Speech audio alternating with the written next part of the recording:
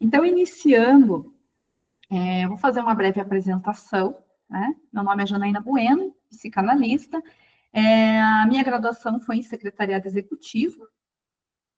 Fiz também um MBA em Estética Clínica e Cosmetologia e a especialização em Neurociência e Comportamento pela Unesp. Fiz a formação em psicanálise e continuo os estudos contínuos com a psicanálise e adolescência pela Escola de Psicanálise de Curitiba. Atuei por mais ou menos aí uns 20 anos na área corporativa, onde tive contato direto aí com um volume grande de pessoas, incluindo também adolescentes em projetos que envolvem menor aprendiz, projetos de estágio, e tudo um pouco aí também do que envolve a vida do adolescente. Foi durante aí essa trajetória que eu tive o conhecimento, o contato com a psicanálise e resolvi, então, ouvir o chamado da psicanálise e começar aí na trajetória psicanalítica. E hoje, para a gente conversar, o tema escolhido foi a angústia da socialização na adolescência, em um recorte de 3 tópicos. E o tema, eu acho interessante contar que o tema, ele foi inspirado na pergunta, no questionamento de uma adolescente, que um dia chegou para mim, vou usar aqui um nome fictício, vou chamar ela de Brenda, ela chega para mim e pergunta, por que é tão difícil socializar? E eu falo para ela, mas difícil, explique, me fale um pouco mais sobre isso. E ela começa a trazer as questões, né? Me comenta. Isso foi numa conversa social, num evento que ela estava participando, ela chegou e falou isso, não foi uma conversa de setting analítico. Mas ela comenta, né? Que a dificuldade que ela encontrava em socializar com as pessoas. E traz, pela maneira dela ser, pelo que ela diz, as pessoas não me entendem, eu não sei o que eu faço, às vezes eu desenho no meu quarto, né? A minha avó não me entende, na escola é complicado, você está me ouvindo, ela diz para mim. E isso ficou em minha mente e pensei, vou falar, vou pesquisar, vamos pesquisar um pouco mais, vamos pesquisar sobre isso e vamos trazer esse tema aqui para o segundo seminário do NEPA. E para iniciar, eu quero trazer 3 citações, né, de 2 autores aqui da psicanálise, começando aqui com a Françoise Doutor, onde ela reflete o seguinte: para atingirem o outro lado da margem, todos os adolescentes deverão atravessar um certo número de provas, vencer obstáculos, resolver crises provenientes de sua interioridade ou da realidade das pressões do meio ambiente, conforme sua própria sensibilidade, sua fragilidade ou sua nova força, encontrarão, ora menos, ora mais dificuldades de superar essa passagem. Os que de início não consumaram a ruptura que lhes abre as portas da autonomia, os que chegam a esse campo de instabilidade e de fraturas, que é a adolescência, com seus bloqueios, serão mais prejudicados que outros, mas todos terão necessidade de todo o seu querer viver, de toda a energia de seu anseio de sobreviver para enfrentarem essa morte da infância. Então, doutor reflete essa passagem nos seus escritos. Trago também Joel Birman, que pontuou o seguinte: com isso, a subjetividade assume uma configuração decididamente estetizante, em que o olhar do outro no campo social e mediático passa a ocupar uma posição estratégica em sua economia psíquica. E trago aqui um ensinamento de Freud, onde ele traz que o sofrer nos ameaça de 3 lados: do próprio corpo, do mundo externo e, por fim, das relações com outros seres humanos. O sofrimento que se origina desta fonte, nós experimentamos, talvez mais dolorosamente que qualquer outro.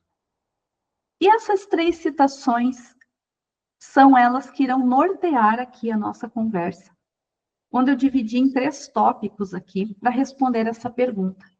Tentar, né? Sabemos que a psicanálise é muito ampla e temos aí uma subjetividade, Então, vamos trazer hipóteses, vamos trazer aí pontuações. Como essas angústias podem se apresentar no processo de socialização durante a travessia da adolescência.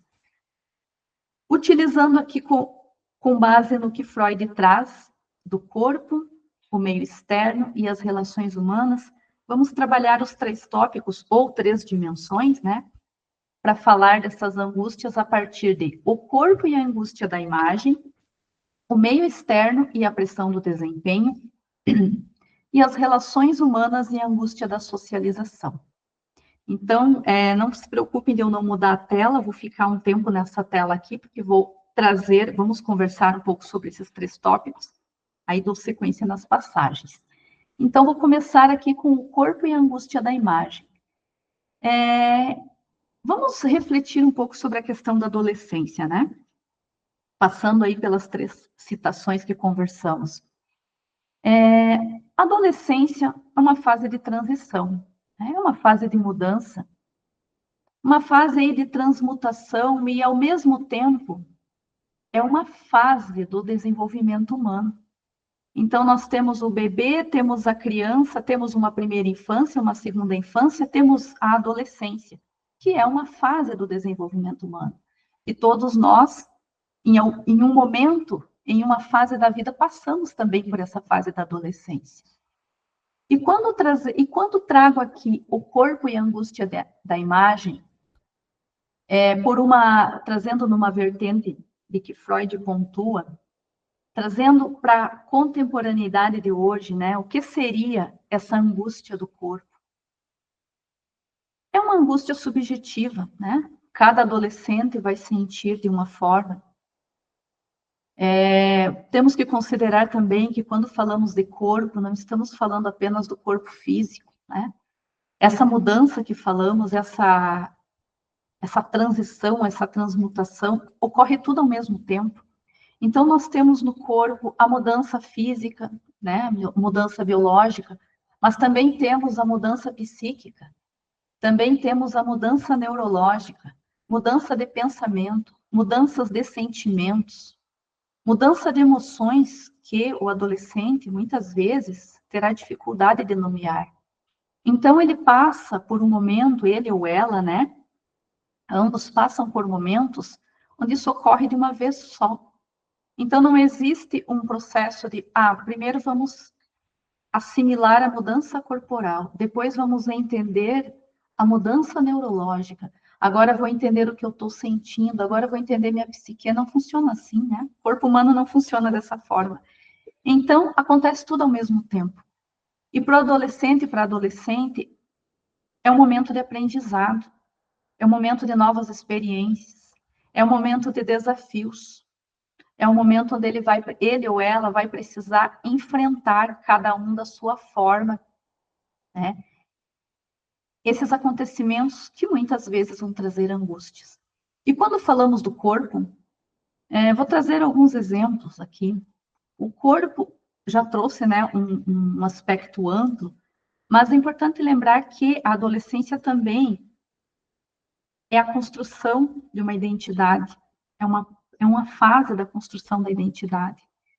E muitas vezes, o adolescente, ele vai se espelhar, ela vai se espelhar. Ela vai tentar se construir pelo outro, né? Por um espelhamento. E muitas vezes isso pode acarretar em angústia. Por exemplo, quando o adolescente se questiona sobre uma pressão por manter uma pele perfeita. Vou trazer um exemplo da pele.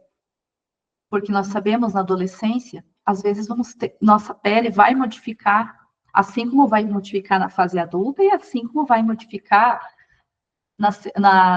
a partir dos 40, dos 50 anos. Na adolescência também tem essa modificação e faz parte da fisiologia. Mas para o adolescente é difícil lidar com isso. Ele vai ter dificuldades, ela vai ter dificuldades, vai se questionar. E vai ficar mais difícil ainda, mais delicado essa angústia aumentando quando ele se compara, né? Quando ele se compara, quando, por exemplo, ele vê a rede social e vê os amigos, as amigas, postando suas fotos com filtros, vê uma celebridade, ou qualquer pessoa mais midiática, mesmo que não seja do seu meio relacional, parecendo que tem uma pele perfeita, aquela perfeição, algo que, na realidade, nós adultos sabemos que não funciona mesmo, não funciona assim, né? Mas isso torna uma pressão, por quê? Porque ele está em um momento de desenvolvimento. E esse espelhamento, quando falamos do corpo, falei da pele, mas também existem, vou dar um outro exemplo aqui, às vezes o adolescente tem dentro de si uma questão com relação à aceitação, mas também não sabe nomear isso.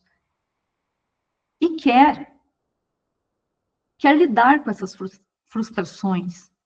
E busca, muitas vezes, acredita que talvez para ser aceito aí diante do seu grupo de amigos, seus pares, precise fazer alguma modificação corporal. Daí aqui, quando falamos de modificação corporal, vou dar um exemplo, mas a gente pode expandir, né? Estou trazendo alguns poucos exemplos, porque são só insights para nós expandirmos essa reflexão aí no decorrer das nossas vidas, dos nossos momentos. Quando o adolescente busca, por exemplo, tratamentos estéticos para mudar o corpo, de um corpo que ainda nem concluiu a sua construção, né? É bom, é ruim? Não sei como isso afeta a psique desse adolescente depois, né? Quais são aí as consequências, como ele vai administrar isso, né? O mesmo ocorre, por exemplo, quando adolescentes, pelo desejo de ter um corpo esbelto, que talvez nem seja um desejo do próprio adolescente. Talvez até então o adolescente está tudo bem com ele, mas a partir do momento em que ele percebe uma comparação, ele começa a buscar por substâncias aí que tragam um melhor desempenho físico, como, por exemplo, os suplementos anabolizantes, e aquele corpo começa a se transformar, né? Aquele corpo começa a se transformar e ele não entende muito bem o que está acontecendo, aí vem a angústia, aquela angústia se aumenta ainda mais, porque depois ele vai ter que lidar com outras situações, aí, outras questões, além das psíquicas, questões aí que podem trazer no seu corpo, além das mudanças, os efeitos colaterais, né? E também há a angústia, lembrando que são só exemplos, com relação ao desenvolvimento corporal.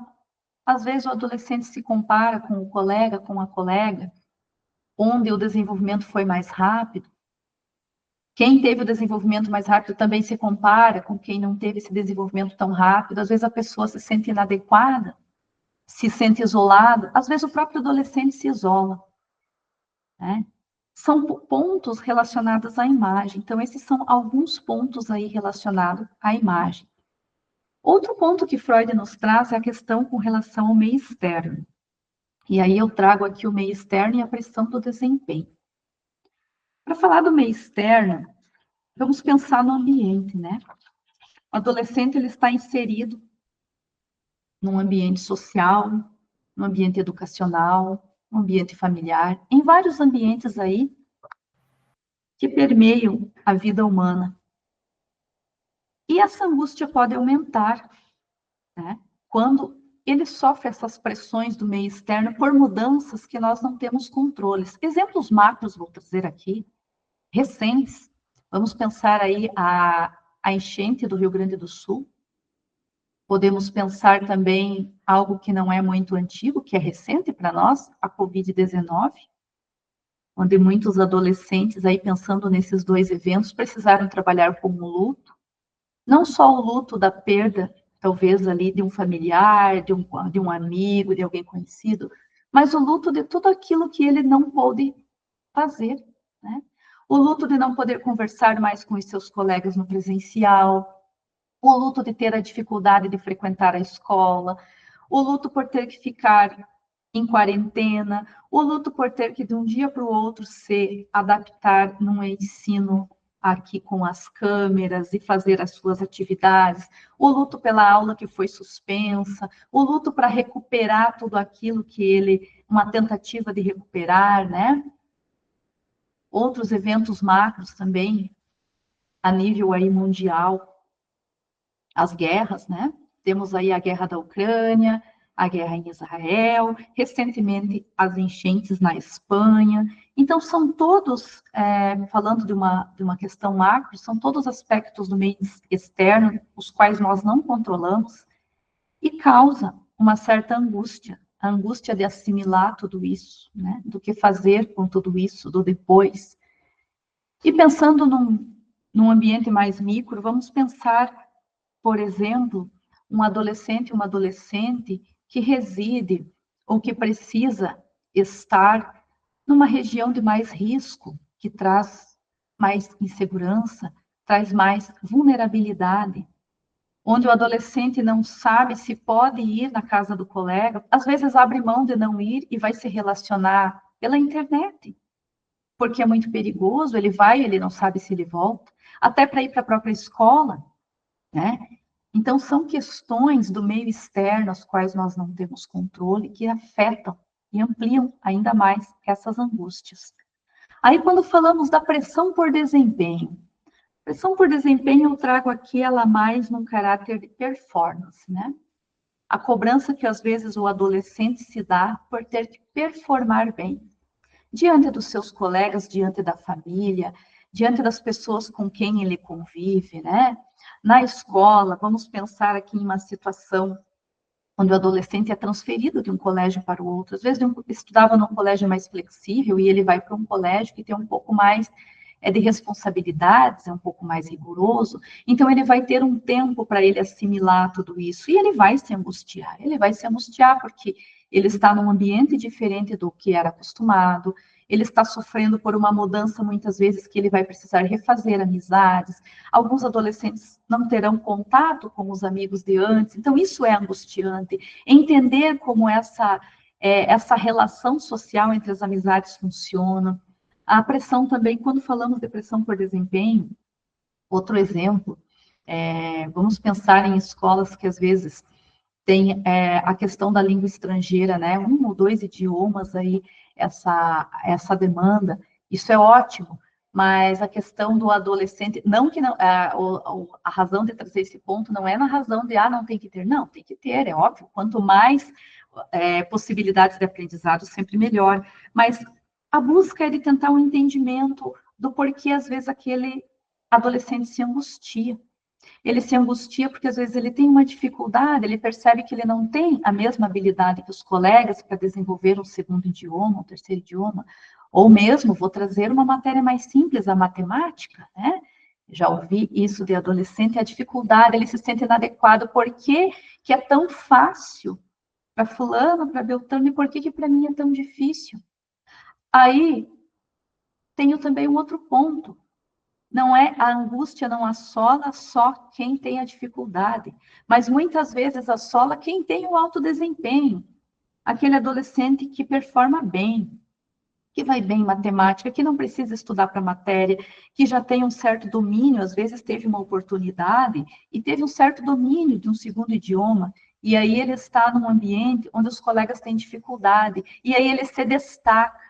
E por ele se destacar, por ele bem, por ele ter um pouco mais de facilidade, ele se sente angustiado, porque os colegas não têm o mesmo desempenho. Às vezes ele se sente isolado. Alguns, às vezes, se prontificam a ajudar e tentam aí a sublimar essa angústia, conseguem, outros não entendem. E essa pressão por desempenho, ela vai, né, faz parte da vida. Por isso que a adolescência é uma travessia, é como se fosse aqui uma reflexão minha, é um treinamento para a vida adulta, se pôr à prova, se pôr em desafios, aprender a lidar com as angústias e com as frustrações. E nós, né, como sociedade, como que nós podemos ajudar, como que nós podemos contribuir para que os adolescentes consigam fazer essa travessia? Diminuindo um pouco dessa angústia, porque a angústia vai existir. A questão não é eliminar, ela faz parte do processo, né? Do processo do desenvolvimento psíquico, desse aprender a lidar com o seu interior, faz parte. Então, é como nós podemos ajudar nessas questões. E o terceiro tópico, as relações humanas e a angústia da socialização. Então, Freud nos traz ali, ele pontua que talvez essa seja, né, uma das maiores formas de sofrimento do ser humano, quando ele precisa lidar com a angústia da socialização, que entra lá naquele ponto, aquele exemplo que eu comentei no início, o exemplo da Brenda, né? Quando ela me pergunta, quando ela me traz essa pergunta, por que é tão difícil socializar, né? E aí entram várias questões quando falamos nisso, porque quando falamos em relações humanas, estamos falando do relacionamento com o outro. Se a gente voltar os 2 tópicos anteriores aí, nós vamos perceber que ali também nós estamos falando de relações humanas. Só que estamos falando de uma relação onde o ambiente externo tem uma influência. E quando falamos do corpo, da angústia, da imagem, também estamos falando de relações humanas, porque existe aí uma tentativa de identificação com o outro. Quando falamos de relações humanas, estamos falando de fazer parte de algo. Estamos falando de pertencer. E quando falamos do adolescente, se nós pararmos e refletirmos mais profundamente isso, vamos entender que nós adultos também gostaríamos de pertencer, de fazer parte de algo, que para a gente isso é importante. Só que talvez o adolescente ele não saiba nomear, ele não vai chegar para um adulto e vai dizer, eu quero fazer parte de algo, né? Talvez ele diga, eu estou inadequado, o que eu faço para agradar fulano? Como eu faço para que fulano me note? Ele vai falar de outra forma. E de outras formas, alguns não vão conseguir expressar, né, com palavras. Alguns vão expressar na escrita, vão expressar no comportamento, vão expressar nos seus desenhos, nas suas músicas, através dos seus filmes. Até os games pode ser uma forma de relação humana. Será? Temos que entender a subjetividade desse adolescente, né? O diálogo, a conversa. E quando falamos da angústia da socialização, né? Na adolescência. Essa questão da angústia da socialização, trago alguns exemplos. Os exemplos de Brenda vou trazer aqui.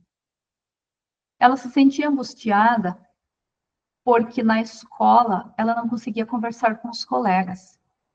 Então ela se sentia muito angustiada com isso.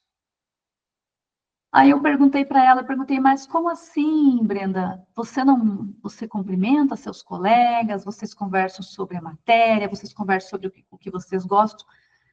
Eu tento, mas o que eu gosto deve ser muito diferente, porque eles dizem que eu sou uma boba, eu não deveria pensar nessas coisas. E eu pergunto para ela, mas tá, Brenda, você pensa em quê?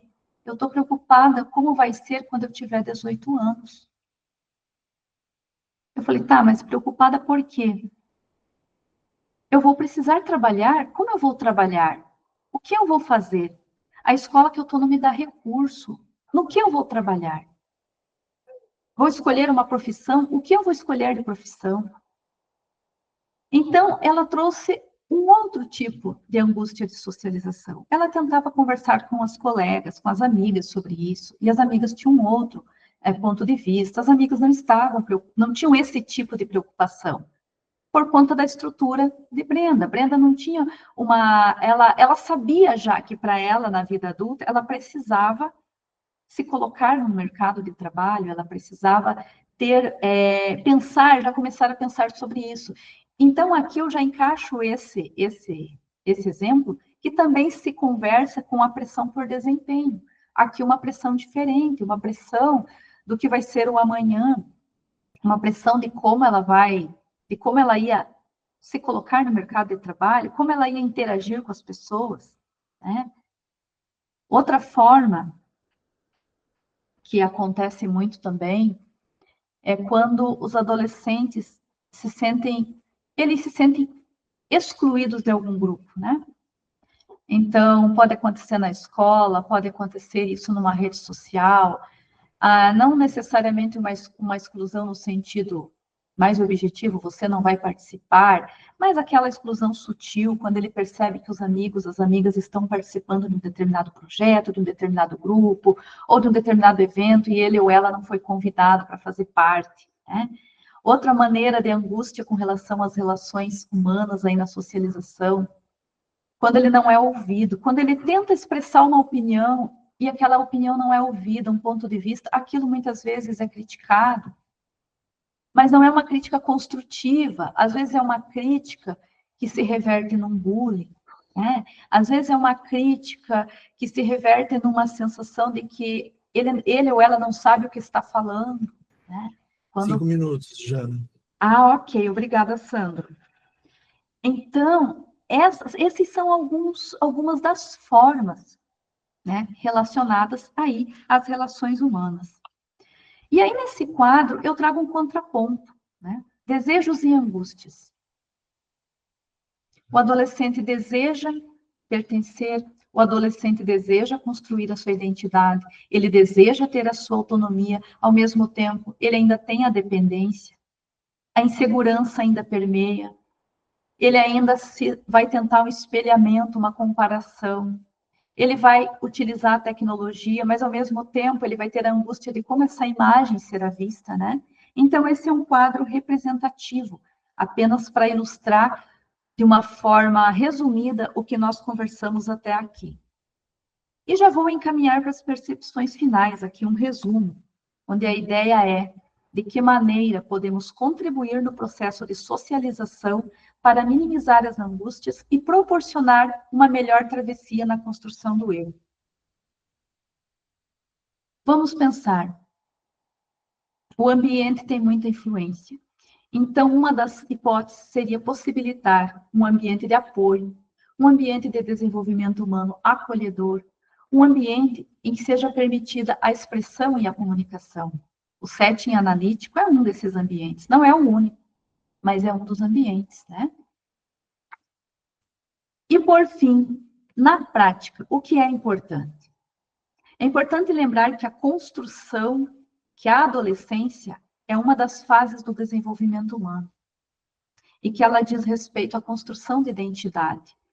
A comunicação, nesse momento, será fundamental, porque vai ser através desses pontos que nós poderemos ajudar esses adolescentes a trabalharem os seus conflitos, a entenderem suas emoções, a desenvolverem a autonomia, a entenderem como eles podem usar a tecnologia ao seu favor, a entender as questões da sua imagem.